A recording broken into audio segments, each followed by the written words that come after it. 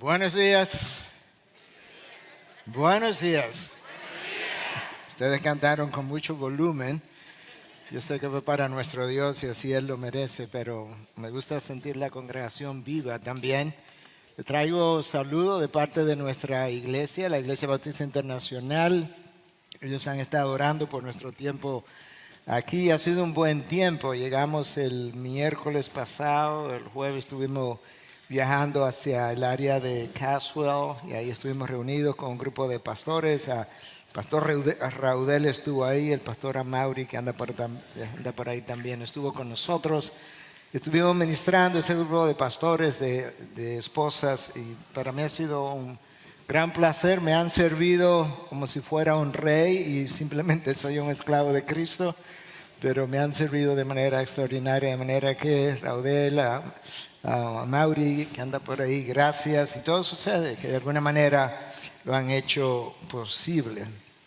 Permítame orar y dirigirme a nuestro Dios antes de seguir dirigiéndome a ustedes.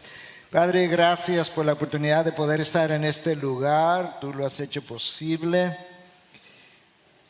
Señor, nosotros estamos aquí a tu convocatoria, pero tú nos convocas primariamente para encontrarte con nosotros. De manera que yo te pido en el nombre de Cristo que tú nos dé un encuentro contigo por medio de tu palabra, en el poder de tu Espíritu, para tu gloria. Que cada uno de nosotros pueda escuchar tu voz, que de alguna manera tú puedas desplegar tu gloria sobre nosotros. Y que cuando tu voz haya sido oída, nosotros podamos rendir nuestras voluntades a ti. Señor, usa a tu siervo. Dale lo que Él no tiene para hacer lo que Él no puede. Y ayúdame a depender de tu Espíritu en esta hora. Te lo pedimos en el nombre precioso y glorioso de nuestro Señor Jesucristo. Amén. Amén. Aquellos de nosotros que hemos estado haciendo consejería por algún tiempo, nos ha tocado oír en múltiples ocasiones expresiones de este tipo. Pastor, estoy aquí debido a la situación de mi matrimonio y ya yo no sé qué hacer. Mi cónyuge no quiere cambiar, ¿qué hago? Pastor, mi hijo está en rebeldía después que lo hemos criado conforme a la palabra de Dios y ya no tenemos más que decirle.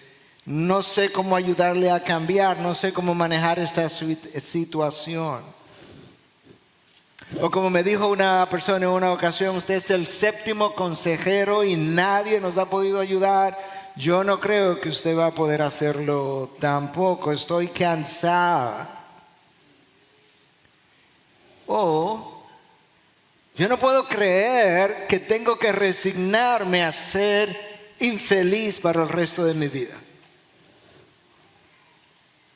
O lo he probado todo y nada ha funcionado. Yo no sé si tú estás ahí en este momento, pero en una audiencia de este tamaño estoy seguro que o alguno está ahí, o ha estado ahí, o va a estar en situaciones como esa en el día de mañana. Y por eso yo he querido titular mi mensaje en el día de hoy: ¿qué hacer cuando no sé qué hacer? ¿Qué hago cuando yo no sé qué hacer? Y voy a leer un texto de la palabra en la que hay dos historias distintas pero entrelazadas. Dos historias de personas que no tenían nada en común excepto su condición de desesperación. Nada en común, pero algo los iba a juntar ahora. Y hay algo que nosotros hemos podido observar, que las personas pueden tener diferencias de cultura o de grado de educación o de nivel económico, pero hay algo que los junta al pie de la cruz. Y es el dolor y el sufrimiento. Y eso es lo que nosotros vamos a ver en la historia de hoy. La historia se encuentra en el Evangelio de Marcos, capítulo 5, versículo 21 al 36. Yo quisiera leerte la palabra de Dios y al leer la palabra de Dios y exponerla. Estamos trillando sobre terreno santo. Cuando Jesús pasó otra vez en la barca al otro lado, se reunió con una gran multitud alrededor de él y se quedó junto al mar. Y vino uno de los oficiales de la sinagoga llamado Jairo, y al verle se postró a sus pies y le rogaba con insistencia diciendo: mi hijita está al borde de la muerte, te ruego que vengas y pongas las manos sobre ella para que sane y viva. Jesús fue con él, y una gran multitud le seguía y le oprimía. Y una mujer que había tenido flujo de sangre por 12 años y que había sufrido mucho a mano de muchos médicos y había gastado todo lo que tenía sin provecho alguno, sino que al contrario había empeorado, cuando oyó hablar de Jesús, se llegó a él por detrás entre la multitud y tocó su manto. Porque decía: si tan solo toco sus ropas, sanaré. Al instante la fuente de sangre se secó y sintió en su cuerpo que estaba curada de su aflicción. Y enseguida Jesús, dándose cuenta de que había salido poder de él, volviéndose entre la gente, dijo: ¿quién ha tocado mi ropa? Y sus discípulos le dijeron: ¿ves que la multitud te oprime y dices: ¿quién me ha tocado? Pero él miraba a su alrededor para ver la mujer que lo había tocado. Entonces la mujer, temerosa y temblando, dándose cuenta de lo que había sucedido, vino, se postró delante de él y le dijo toda la verdad. Marca eso, le dijo toda la verdad.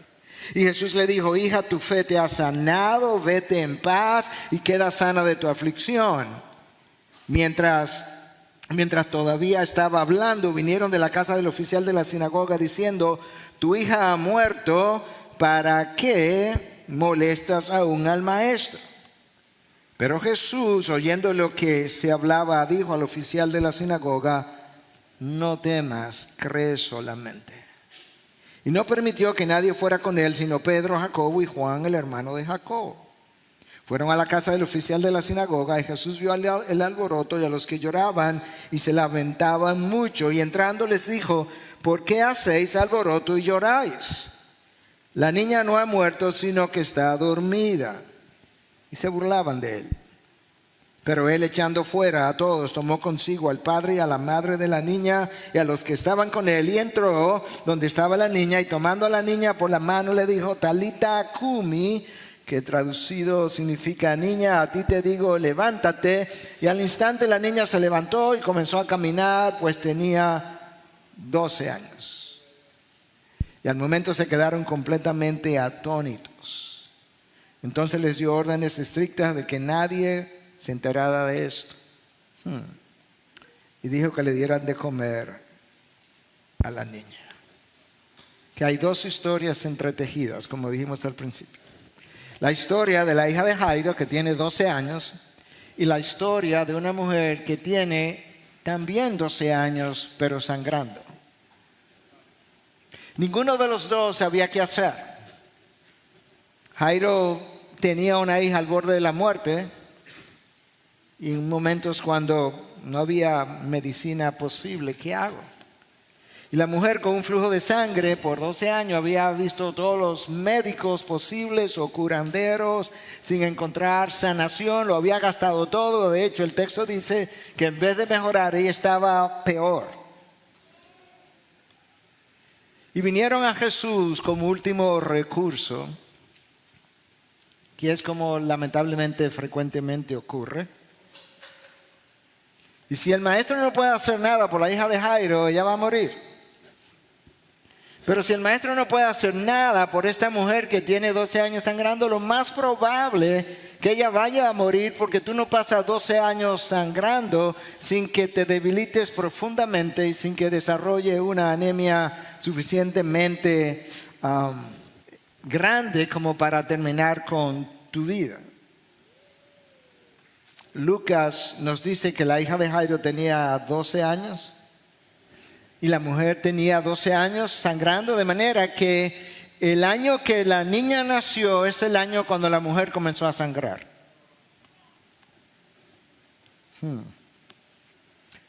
Estas dos personas no tenían nada en común, pero tenían algunas cosas en común.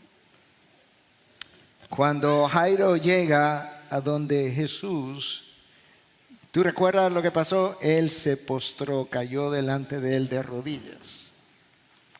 Cuando la mujer llegó donde Jesús, ella no llegó de rodillas, pero ella terminó de rodillas, dice la historia. De manera que tú puedes ver el paralelismo entre estas historias. Y lamentablemente muchas veces la única forma de hacernos doblar las rodillas delante de Dios es a través del dolor y el sufrimiento. El dolor y el sufrimiento tienen la capacidad de doblegar nuestros egos, orgullosos, insensibles. Y a la verdad, hermano, que de rodillas es la única posición segura de acercarnos delante de Dios. Y cuando digo de rodillas, no necesariamente hablo de físicamente de rodillas, pero por lo menos internamente de rodillas. De hecho, eso me recuerda una historia que había olvidado hasta este momento de un par de personas que pagaron dinero a un escalador profesional para llegar hasta la cumbre, ¿verdad?, del monte Everest, el monte más alto de la Tierra. Y en un momento dado se pararon como un pequeño planito y la persona que estaba acompañado del profesional en ese momento quiso pararse para tomar una foto y de repente él lo aló hacia abajo y cayó de rodillas, y cuando él lo vio sorpresivamente le dijo: en este lugar de rodillas es la única posición segura debido a la fortaleza de los vientos. Y la única posición segura delante de Dios para que Él nos oiga es humillados delante de Él. Y de rodilla simboliza eso. Ninguno de estos dos personajes, ni la mujer ni Jairo, vinieron demandando un milagro. Ellos vinieron con un corazón contrito, humillado, y es la manera de acercarnos a Dios. De otra forma, mi actitud no es bendecida. Yo necesito un corazón contrito, un corazón humillado. Ahora trata de ponerte en ese lugar, ¿ok? Tu hija está muriendo.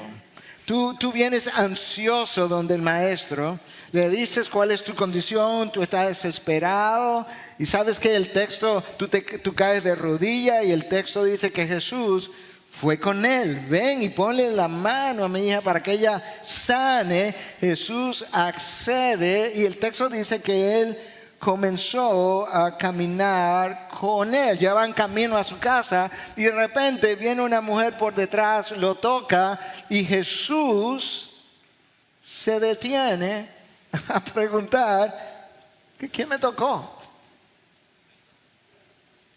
Los discípulos le dijeron, tú ves que la multitud se está agolpando sobre ti, te está tocando y tú preguntas que quién te tocó. Es como quien dice: ¿a quién se le ocurre? Si esos fueron sus discípulos, imagínate lo que Jairo debió haber estado pensando. Vamos camino a mi casa y ahora te va a parar. Yo no sé si mi hija va a estar viva cuando regresemos. Te va a poner a hablar ahora con alguien. Que una mujer te tocara, ¿qué importa quién te tocara? Mi hija se muere. Yo creo que si Jairo no se quejó, es porque él sabía que dependía de Jesús y no quería arriesgar su posible milagro. En eso, tienes que imaginarte, colócate ahí, colócate en los zapatos de Jairo. En eso vinieron de la casa del oficial de la sinagoga y le dijeron: tu hija ha muerto. ¿Para qué molestas al maestro todavía?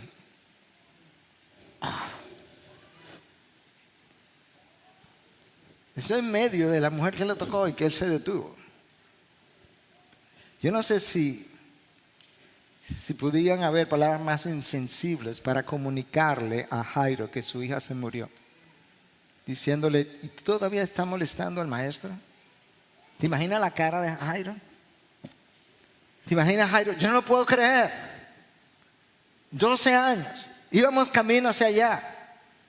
O pensando, ¿esa es la forma de darme la noticia diciéndome que estoy molestando al maestro? ¿Y ahora qué hago? Yo no sé qué hacer. Pausemos por un momento y hagamos la pregunta. Hasta ahora, ¿qué hemos aprendido de la historia? Bueno, número uno, cuando yo no sé qué hacer, por lo menos yo sé dónde ir. Donde el maestro.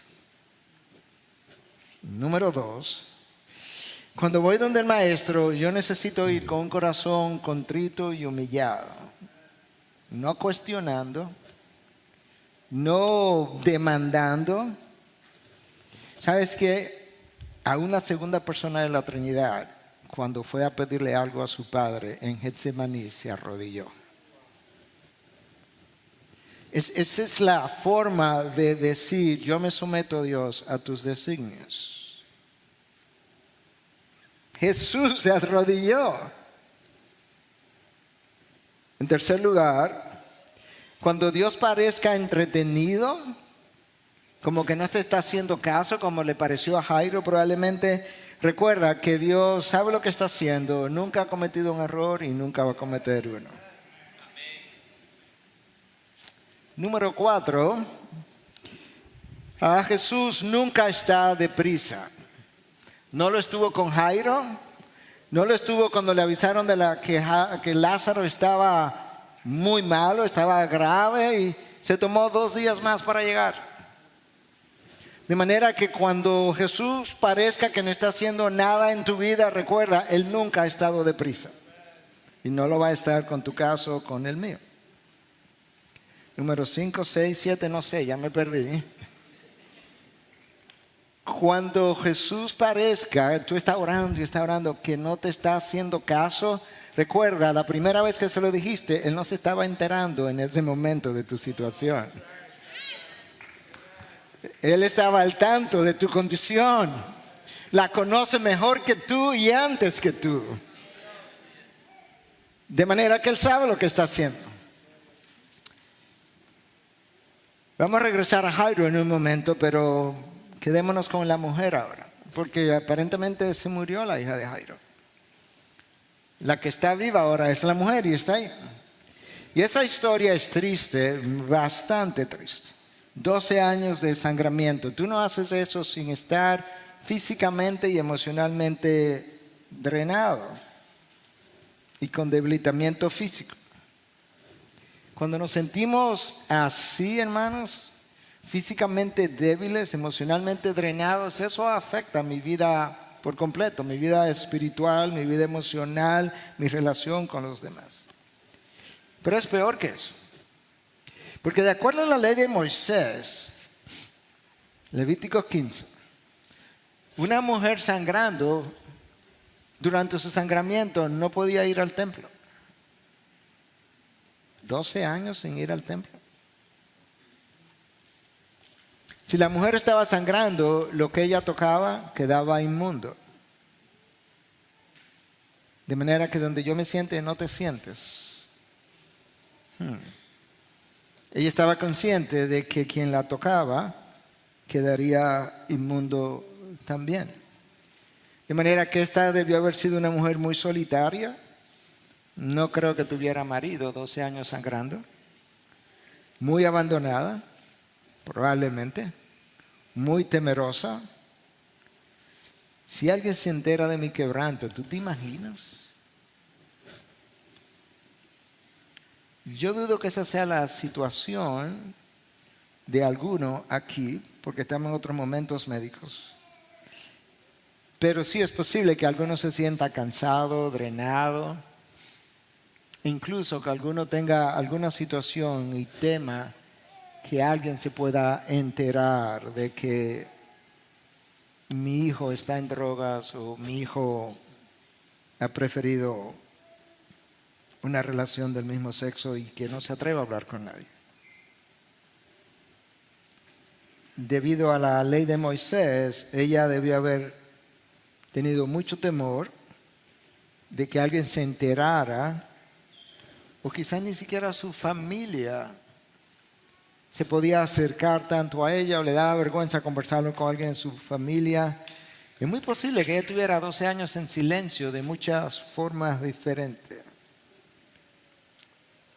O quizás hay alguien que acaba de enterarse de que su esposo o esposa está en una situación de adulterio y tiene miedo de confesársela a alguien, o está en un hábito de alcohol o drogas, está en dolor, está en ansiedad, y tu temor te paraliza, tu temor no te permite llegar y hablar con alguien que te pueda ayudar, y dices, no sé qué hacer. Y una de las cosas, hermanos, que tenemos que cuidarnos es que todos nosotros experimentamos temores. El apóstol Pablo llegó a Corinto y le dijo a los corintios, cuando le escribió, que yo fui a ustedes con temor y temblor. Y atemorizar a Pablo no era poca cosa. De manera que esa mujer quizás había estado atemorizada por 12 años, pero esta vez dijo, el temor no me va a paralizar. Había sufrido mucho, dice el texto, amado de muchos médicos, había gastado todo lo que tenía sin provecho alguno, sino que al contrario había empeorado. Imagínate que cada médico o curandero que fue le dio una esperanza y al final no resultó. Me imagino que probablemente comenzaría a dudar incluso de la buena voluntad de aquellos que trataron de ayudarle y lo desilusionada que podía estar. Recientemente alguien vino a mi consulta de una forma similar, no 12 años, pero 3 años, con una condición de la piel horrible y había gastado mucho más de 50, 60 mil dólares y nada había funcionado. De manera que esta mujer probablemente se vio rechazada por amigos, por familiares, por su estado de impureza. Esas condiciones probablemente agravaron su situación de soledad, no podía ir al templo, quizás tenía resentimiento y odio hacia aquellos que le quitaron el dinero, por así decirlo, y no la ayudaron. Quizás tenía sentimientos de ira contra mucha gente que quizás pudieron haberse enterado de sus familiares acerca de su condición y que se mantuvieron a distancia, o de aquellos que no tuvieron compasión. Ya no tenía más que hacer. Pero a veces Dios tiene que dejarnos en la vida que probemos y tratemos, porque es la única forma de que terminemos acercándonos a Él. Dios debiera ser nuestra primera opción, pero frecuentemente es la última opción en la vida de mucha gente. Es como que yo puedo manejar mi vida, yo tengo la sabiduría, yo tengo los recursos, yo tengo la fuerza, pero ya cuando no tengo nada, bueno, todavía queda Dios. Pero esa no es la manera de relacionarnos con Dios, y mucho menos si me llamo hijo de Dios. Mucha gente que ha estado en consejería aquí y allí, que ha estado consultando, tiene sentimientos de inseguridad, de rechazo, de inconformidad, ira. Muchas veces para mucha gente, una de las razones por las que no va a consejería es porque el qué dirán es mucho más importante de lo que yo soy. ¿Qué dirá el pastor? ¿Qué dirá el consejero si yo le cuento esta historia? ¿Qué dirá el pastor si yo le digo que tengo 35 años adicto a la pornografía? Yo no me inventé esa historia, eso es una historia real. 35 años. Y si el pastor cuenta esta historia con mi nombre, y lamentablemente el guardar la apariencia muchas veces es más importante que la sanación para mucha gente. Esta mujer vence su temor, finalmente se abre paso tocando personas. El texto dice que tocó el manto de Jesús. No sabemos exactamente cómo él lucía, pero era costumbre que los rabinos usaran sobre su vestimenta otra especie como de tola que tenía 4 borlas, que son como flecos, pudiéramos decir, todos juntos. Y había creencia en la población de que si tú tocabas estas borlas de uno de estos iluminados o rabinos especiales, quizás pudiera salir poder y sanarte. No sabemos si ese es lo que ella estaba pensando, el texto no lo dice, pero ella pensó que si tan solo lo tocaba, pudiera quedar sanada, de manera que es posible que eso era lo que estaba en su mente. Ya se abrió paso, me imagino que tuvo que empujar a algunas personas, rompió su miedo. Yo no sé si tú no te has acercado a buscar ayuda pensando que tu pecado es tan grande que no se puede saber o Jesús no lo va a perdonar. Ambas cosas son mentiras, pero ambas cosas son mentiras que Satanás quisiera que tú creyeras. Pero ¿sabes algo? Cuando tú lees la historia de Jesús en los evangelios, hay algo que tú puedes notar, y aquí otra vez.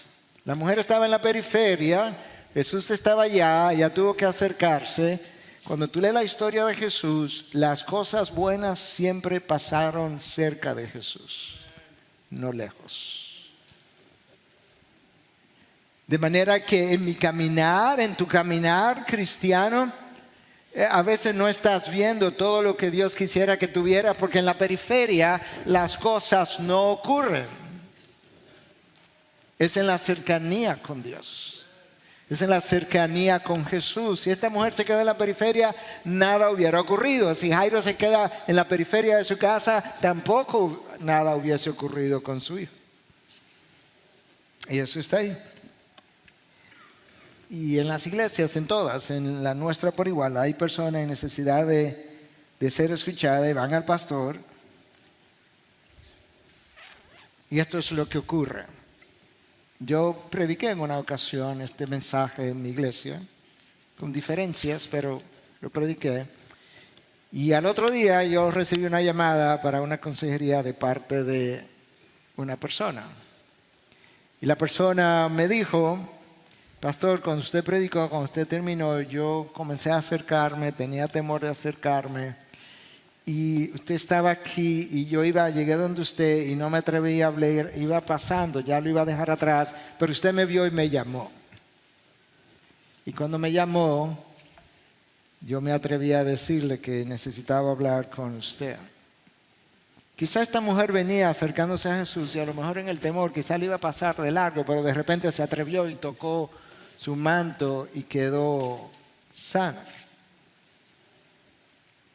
Esa persona que vino a consejería en nuestra iglesia me dijo: pastor, múltiples veces yo me acerqué, pero cuando me acercaba tenía temor de contarle lo que tenía que contarle y pasaba de largo.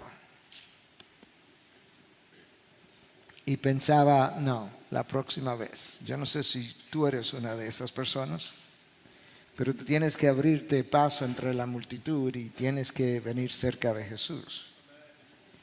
La indisposición de buscar ayuda muchas veces no es más que el temor de a qué voy a tener que enfrentarme. Porque para yo cambiar, yo voy a tener que enfrentar cosas que muchas veces no queremos enfrentar. Esta mujer tuvo que sobreponerse al temor de ser descubierta, de ser rechazada. Y si sangraba ahí en medio de todo el mundo.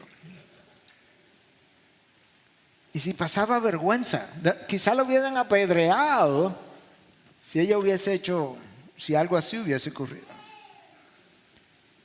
Pero si te dejas paralizar por el temor, quizá ya perdiste la batalla. A veces permitimos que las actividades de las iglesias, los programas, las clases, la participación, el coro, toman el lugar de Jesús. Y mira qué ocurre. Que pienso a veces que estar cerca de la iglesia es lo mismo que estar cerca de Jesús. Y esas cosas debieran estar unidas, pero frecuentemente no lo están. Amor por el púlpito y la predicación para mí no es lo mismo que amor por Dios. Yo debiera amar a Dios y por consiguiente predicarlo a Él. Pero yo puedo amar el púlpito y la predicación y no necesariamente amar a Dios. De esa misma forma, yo puedo amar lo que hago en la iglesia y acercarme a la iglesia y no necesariamente amar a Dios. Cuando eso ocurre, yo he hecho un cambalache de posición y he colocado el ministerio en el lugar de Dios y a Dios en el lugar del ministerio en vez de estar al revés. Santiago nos dice en 4:8, o Dios nos dice a través de Santiago 4:8, acercaos a mí y yo me acercaré a vosotros. En otras palabras, hay algo que a ti te toca hacer, hay algo que a mí me toca hacer. Y hermanos, cuando Jairo se acercó y esta mujer sangrando se acercaron, ellos no sabían lo que iba a pasar, pero yo te garantizo que algo bueno va a pasar. Porque Jesús no sabe hacer otra cosa que no sea dar dádivas de bendición. Y sus bendiciones acontecen cerca de Él, no lejos. Clamar a Dios mientras vivo lejos de Él no va a funcionar, hermanos. No va a funcionar porque Dios sabe que no te bendice. No te bendice porque no cultivas una relación con Él, y lo que Dios quiere es una relación con Él, de manera que tú puedas recibir de Él y lo puedas recibir a Él por todo lo que Él es, todo lo que Él representa y todo lo que te puede dar. Lejos no debemos esperar mucha cosa. Y hermanos, puedo vivir cerca de la iglesia y lejos de Dios. En el retiro de pastores que tuvimos le conté, no voy a hacer las historias aquí en virtud del tiempo, pero le conté de 2 pastores que uno me vino a visitar, el otro me pidieron que aconsejara. Uno de 10 años en el púlpito, que al final de la entrevista y una semana después me confesó que él no era cristiano. El otro de 30 años en el púlpito. Cuando yo le pregunté, pastor, mire, yo le voy a preguntar con respeto, y de verdad con respeto, la pregunta es ofensiva, pero yo no quiero ofenderlo. ¿Usted está seguro de que es cristiano? Antes de yo terminar la pregunta, la esposa dijo, eso mismo digo yo. Puede estar cerca de la iglesia y no cerca de Dios. Quizás no sabe qué hacer con la situación que tú tienes.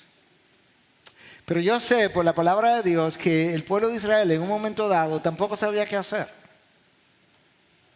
Y ellos vinieron donde Dios, venía una gran cantidad de gente de amonitas y moabitas, se habían reunido contra ellos, y el grupo que ellos tenían en ese momento para pelear era mucho más pequeño. Y escucha cómo el pueblo respondió cuando ellos no sabían qué hacer.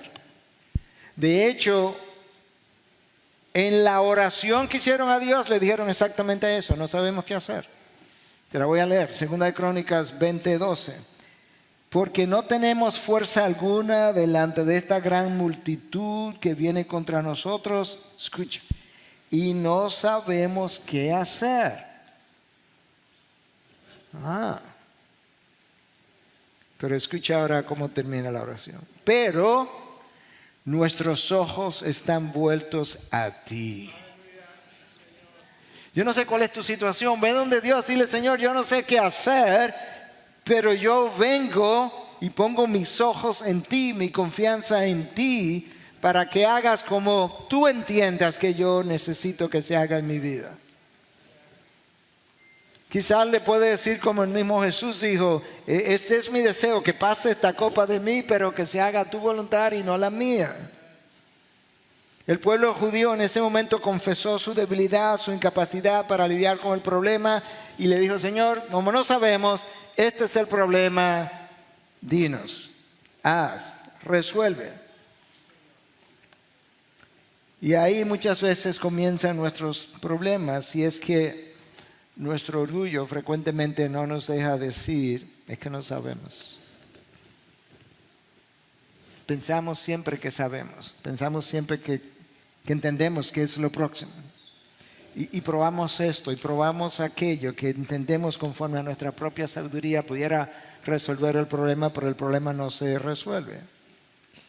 El pueblo judío oró, ayunó intensamente esperando una respuesta. Quizás tu cónyuge, quizás tu hijo, quizás una situación personal de otra índole, quizás tú no sabes cómo se va a resolver, pero Dios sabe. Pero en ocasiones, la razón por la que el problema no se acaba de resolver es la manera de cómo Dios está alimentando tu fe, cómo Dios está fortaleciendo la relación con Él que ha estado muy débil. Quizás las condiciones de la sociedad alrededor tuya, tú la ves como la veo yo y a veces son intimidantes, pero Dios sabe. Esta mujer podía seguir buscando otro médico, pero aparentemente ya no quedaba ninguno. Otra sanación y vino a Jesús. La mujer quería sanar, tomó la responsabilidad, venció el temor, se acercó a Jesús. ¿Tú sabías que hay personas que no quieren sanar? Rápidamente, mire esta historia. En el Evangelio de Juan, capítulo 5, Jesús se encuentra con un paralítico. Le dice, ¿cuántos años tienes así? 38 años. Escucha la pregunta de Jesús. ¿Tú quieres sanar? ¿Qué clase de pregunta es esa? Que si yo quiero sanar. Como dirían en inglés, ¿are you kidding me? Tú me estás relajando. Pero a veces las circunstancias en las que nosotros estamos nos producen ganancias secundarias. Y no las quiero perder. Y quisiera quedarme con mi ganancia secundaria, pero si resuelvo el problema, se fueron las ganancias secundarias. Pero esta mujer quería sanar. Y ella se acerca. Jesús pregunta, ¿quién me tocó? Escuche el texto. Él miraba a su alrededor para ver la mujer que le había tocado. Entonces la mujer temerosa y temblando, dándose cuenta de que le había sucedido, o de lo que había sucedido, vino y se postró delante de él. Tomó responsabilidad. Viste, estaba temblorosa y temerosa. Muchas veces nosotros no queremos estar en esa situación, pero ella finalmente vino y se postró delante de él. Aparentemente la mujer pensaba hacer esto: lo toco, me sano y me voy. Y Jesús dice, así no, porque las obras de Dios es para darlas a conocer, de manera que tarde o temprano otros puedan venir a Él también. Y notaste que ¿qué más el texto nos dice? Que cuando ella se postró, ella le dijo toda la verdad. No es la mitad de la verdad. No, toda la verdad. Ella se iba a retirar, pero no iba a haber testimonio. Tú y yo estamos leyendo 2000 años después el testimonio de lo que ocurrió. Si ella, se iba en silencio. Estoy recuperando de una influenza todavía, así que perdonen. Si ella se hubiese ido en silencio, hoy tú y yo no tendríamos historia para hablar. Por lo menos esta. Y muchas veces Dios obra así, como la situación es vergonzosa de mi matrimonio, de mi hijo o de nosotros mismos. No queremos decirle nada a nadie. Hermanos, no. Cuando Dios obra en mi vida es para que yo cuente las obras de Dios en mí. Nuestra vergüenza no puede seguir preocupándonos más que la gloria de Dios. Vienes a Jesús, le cuenta toda la verdad. Y ella le dice, tu fe te ha sanado, vete en paz y queda sana de tu aflicción. Pero ¿tú viste cuándo fue que él dijo esto? Después que ella le dijo toda la verdad. Ella se quería ir en silencio, como los 9 de los 10 leprosos hicieron. Jesús sanó 10 leprosos y uno vino para darle gracia y los otros 9 se fueron. Y Jesús dijo, no eran 10. ¿Y los otros dónde están? Y muchas veces Jesús obra en nosotros, no solamente sanación física de todo tipo, obra en nosotros, no contamos la verdad, y como no contamos la verdad, tampoco estamos dando gracias a Dios por lo que Él hizo en nosotros. Y ella quedó sana de su aflicción. Hermanos, no podemos decir la mitad de la verdad y esperar que Dios obre su poder. A veces decimos la verdad, pero le agregamos cosas para que luzca mejor y la convertimos en una mentira. Y la verdad es que no dijimos solamente la verdad. La mujer dijo toda la verdad y Cristo obró. Escucha las palabras de Cristo. Hija, tu fe te ha sanado. Vete en paz y queda sana de tu aflicción. Mientras todavía estaba hablando, vinieron de casa del oficial de la sinagoga. Vamos a recoger la otra historia. Tu hija ha muerto. ¿Para qué molestas aún al maestro? Pero Jesús no era tan insensible como esas personas. Le dice, oyendo lo que se hablaba, dijo al oficial de la sinagoga, no temas, no temas, cree solamente. Tú puedes creer que el mandato más frecuente en toda la Biblia es ese, no temas. La primera experiencia de temor ocurrió en el jardín del Edén, tan pronto Adán y Eva comieron de la fruta, tuvieron temor y se escondieron. Tememos a perder el nombre, la reputación, la posición, la vergüenza, a hacer el ridículo, lo que otros piensen de nosotros. El temor no nos deja confiar ni de buscar a Jesús. A Jairo Jesús le dice, no temas, cree solamente. El temor es el peor enemigo de la fe. Es la fe la que cura mi temor. Muchas veces nos comportamos como creyentes incrédulos. Creyentes incrédulos. Eso fue exactamente la queja de Jesús con sus discípulos. Oh, hombres de poca fe, ¿hasta cuándo tendré que estar con ustedes? Como quien dice, ¿hasta cuándo tengo que estar con ustedes para curarlos? Y la incredulidad alimenta mi temor. Yo no sé si Jairo creyó ahí mismo, pero parece ser, pero si no creyó, pronto iba a creer. Porque sus ojos iban a ver. Y había mucho alboroto, dice el texto, como era típico de los funerales. A veces contrataban incluso lloronas para que lloraran. Eso pasaba en mi país años atrás, me cuentan, en los campos. Y había mucho alboroto y Jesús entra. Y notaste que solamente le dio paso a Pedro, Juan y Jacobo, el padre y la madre de la niña. Una cosa extraordinaria iba a pasar. Jesús, que representa la vida, iba a entrar a la habitación y cuando la vida se hace presente, la muerte huye. Cada funeral que Cristo asistió, la muerte salió corriendo y el muerto vivió. Eso es una gran realidad. La tumba vacía está ahí para dar testimonio. Talita Kumi. Niña, es una expresión en arameo. A ti te digo, levántate y anda. ¿Te imaginas los ojos de Jairo? ¿Te imaginas la expresión de Pedro, de Juan, de Jacobo? ¿Te imaginas aquellos que fueron y le dijeron a Jairo, deja de molestar al maestro? No sé si Jairo vino después donde ellos y le dijo, y tú diciéndome que deja de molestar al maestro, míralo ahí. Pero te haría bueno que le hubiera dicho algo como eso. Él dice, la niña solamente duerme, pero eso es un eufemismo muy usado en la Biblia para referirse a la muerte. Es una forma bonita de decir, él duerme. Los que hasta hoy duermen.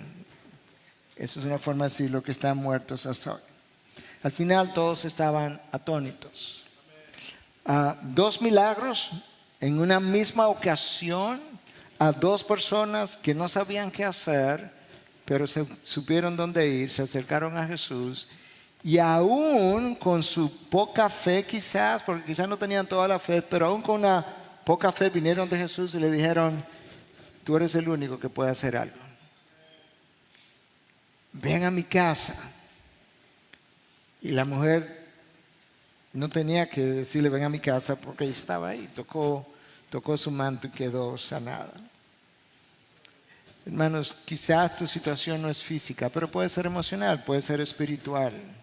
Quizás tu vida misma de fe que se ha enfriado. Quizás te ha apartado, quizás viniste por la invitación de alguien.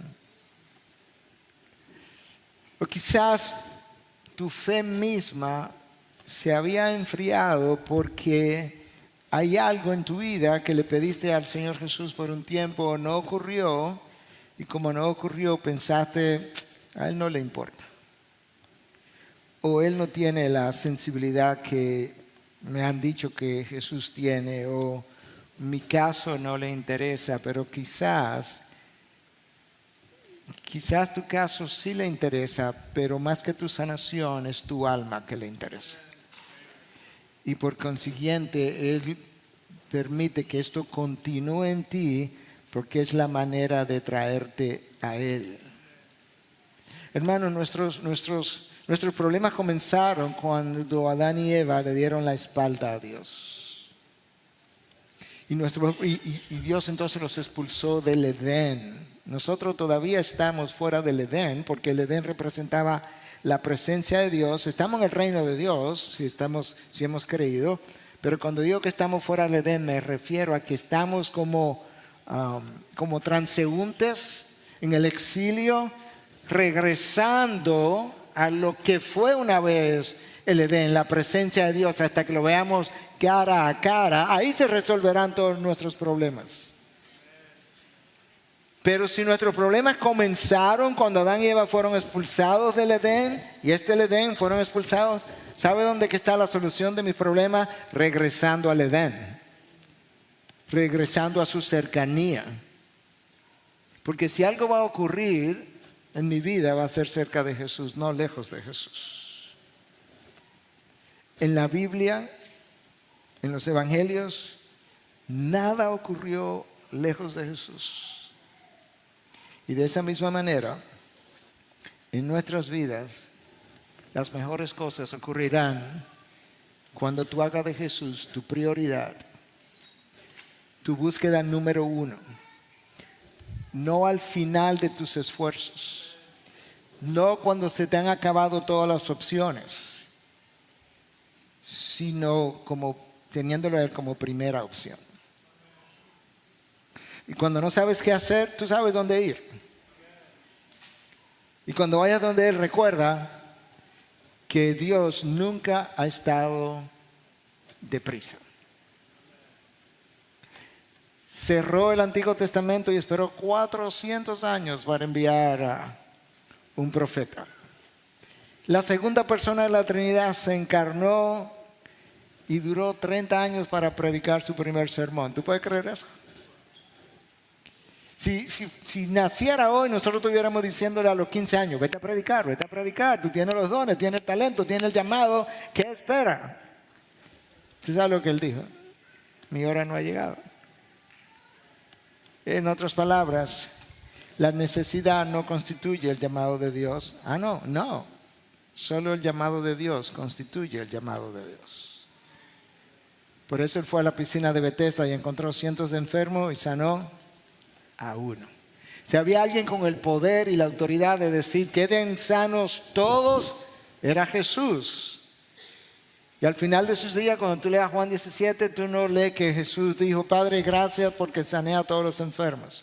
No, porque Él no lo hizo. Padre, gracias porque le di de comer a todo el mundo. No, porque Él no lo hizo. 2, pudo haber puesto una panadería en Jerusalén o en Galilea, pero solamente 2 días le dio de comer. Pero oye lo que sí dijo. Padre, gracias porque yo hice conforme a como tú me mandaste. Solo el llamado de Dios constituye el llamado de Dios. Pero esas cosas se aprenden y se creen en la cercanía de Jesús, no en la lejanía. Quiera Dios usar su palabra en esta mañana para tocar tu vida, tocar tu mente, para acercarte a Él, para recordarte que Él es la fuente de tu gozo, de tu satisfacción. Él es el propósito de tu vida. Hermanos, Dios no quiere ser algo importante en tu vida. Dios no quiere ser la cosa más importante en tu vida. Dios quiere ser tu vida. De manera que tu vida gira alrededor de Él. Él es el eje sobre el cual debe girar mi vida. Nosotros en Él nos movemos, respiramos, vivimos, existimos. De manera que Él tiene que ser justamente eso, el eje sobre el cual gira toda mi vida. De una manera que todo lo que yo hago, lo hago en dependencia de mi vida en Jesús. Y cuando lo hagamos de esa manera, tú nunca estarás ni más satisfecho, ni más gozoso, ni más tranquilo, aun cuando te encuentres en medio de las tormentas. Nosotros cantamos, ya cerrando, nosotros cantamos, cuando yo canto, a mí me encanta cantar, no sé cantar, pero me encanta cantar. Cuando yo sea grande quiero cantar como Raudel, que cantó aquí con muy buena voz. Pero cuando yo canto, yo me fijo en lo que estoy cantando. Y nosotros cantamos que Él es rey sobre la tormenta. Si eso es verdad, pero Él no es rey sobre la tormenta solamente. Él es rey sobre toda la creación. Él es rey de tu vida, Él es rey de tus negocios, Él es rey de tu profesión, Él es rey sobre tus hijos, Él es rey sobre tu hogar, sobre tu matrimonio, sobre esta iglesia, sobre cada pastor. Él es rey. Rey y Señor. El cielo gobierna y nosotros nos sometemos a su voluntad. Pero su voluntad es su gloria. Y su gloria no está divorciada de mi gozo. Lo que a Él le glorifica, a mí me trae gozo. En la cercanía de Jesús. Padre, gracias. Gracias por tu palabra. Gracias por los testimonios que han quedado en tu palabra grabados para enseñanza nuestra. Señor, perdónanos cuando no hemos respondido a quien tú eres de la manera como debemos responder. Perdónanos cuando cantamos más bonito de lo que vivimos. Recuérdanos que nosotros debiéramos vivir como oramos. Oh Dios, ayúdanos cada vez a vivir más cerca de ti, a caminar cerca de ti, a tenerte como nuestra prioridad número uno y que tú seas la opción. No es simplemente la primera opción, sino la única opción, donde nosotros venimos y te decimos, Señor, yo no sé cómo manejar la vida, pero mis ojos están vueltos a ti. Maneja y gobierna mi vida. Te lo pedimos en el nombre precioso de tu Hijo Jesús, para la edificación de tu pueblo, la gloria tuya. Amén. Amén.